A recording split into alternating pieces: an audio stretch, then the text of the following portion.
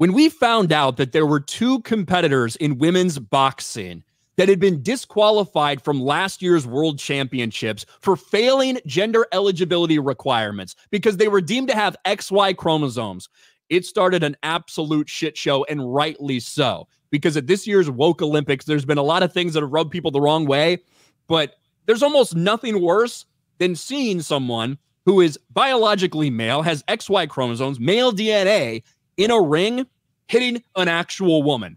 But that's what we saw repeatedly, consistently at the Olympics. And both of those athletes, Amain Khalif and Ling Yu Ting, ended up winning the gold medal. People who are disqualified for having XY chromosomes, people who now refuse to talk about those tests or get into specifics, they're being backed the entire time by the IOC, the International Olympic Committee, who had the gall to say these things. International Olympic Committee president says he lacks a scientifically solid system to identify men and women. Actually stated at a press conference.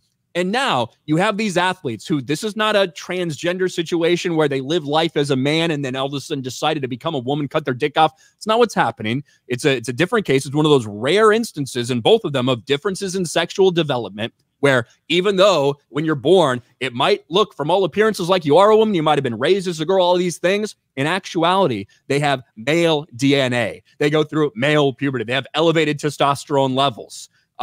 In some cases, they have internal testicles, right? These are the situations like this. They should not be allowed to compete in women's sports, yet both of them end up winning gold medals.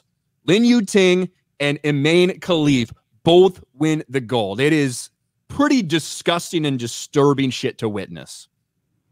Yeah, and in the case of Lin Yu Ting, he left that female with a busted up nose, blood all over her face. It was disgusting to watch. And I actually watched that fight. That fight wasn't even close. Not even close. No, none of them really were. None of them really were with these men in the ring with women. And we did see a lot of people, protest against what was happening. Multiple athletes protesting, throwing up XX for, hey, just letting you know, I'm an actual fucking woman. You saw people in the crowd that were booing these people. There were people in the crowd holding up XX signs as well. A lot of people are not happy with this. And you know who is happy? You know who's celebrating? Woke ESPN. Of course. Marchand, Khalif, Manu, and more. The best moments of the 2024 Paris Olympics. And they go through some of the cool moments. This is one. Amain Khalif wins gold and the podium celebrates it. Khalif was under immense mental duress, but she brought out her absolute best in the ring. As much as the gold, she'll value how the podium reacted. Attacked after misinformation about her gender spread online. Jeez. You know what? There's no misinformation. Well, initially, let's be fair. Initially there was talk about transgender thing, but that got cleared up. It did. So, you could say that initially there was some confusion and some misinformation out there, and we talked about that as well. But you know who has the actual information? The trainer for Amain Khalif, who came out recently in an interview to try to defend this athlete, ended up backfiring a little bit because the trainer ended up admitting what we have now known to be true about these tests. Interview with trainer reveals Amain Khalif got independent confirmation of IBA's sex test, confirms Amain Khalif has a Y chromosome, had male levels of testosterone, and is able to respond to testosterone. So in order to lower those levels of testosterone, that's what is going on. They knew about this. They got independent confirmation, and even trainers involved with Amain Khalif are admitting that this is the reality. Now, they've defended it. Listen, she was raised as a girl. She's raised as a woman. She has a woman's sensibilities. And I do sympathize in general for actual people like this who are born with this very weird and very rare thing, this DSD, this differences in sexual development. However, unfortunately, you shouldn't be allowed at the Olympics, and you certainly shouldn't go out there and try to pretend like you actually belong and claim harassment, threaten to sue people, all of this shit. This is bullshit, and it's only continuing to get worse, and it's not okay. This is not something that's acceptable, And it has started a fire that I don't know if the Olympics is actually going to be able to avoid like addressing in the future. So what's going to happen? Are we going to reach a point where we have a separate division where hermaphrodites and transgenders have their own division to compete in the Olympics? It could have been possible, Beardo, because the IBA, when they actually tested these two guys, it was actually a grand total of 5 guys. They said tried to dupe the system and say that they were actually women. I think at this point you have to. At this point you have to. But you know what's going to happen? You know what's going to happen, though? They're not going to want to fight in their own division. They want to fight against women. Because it's an easy win.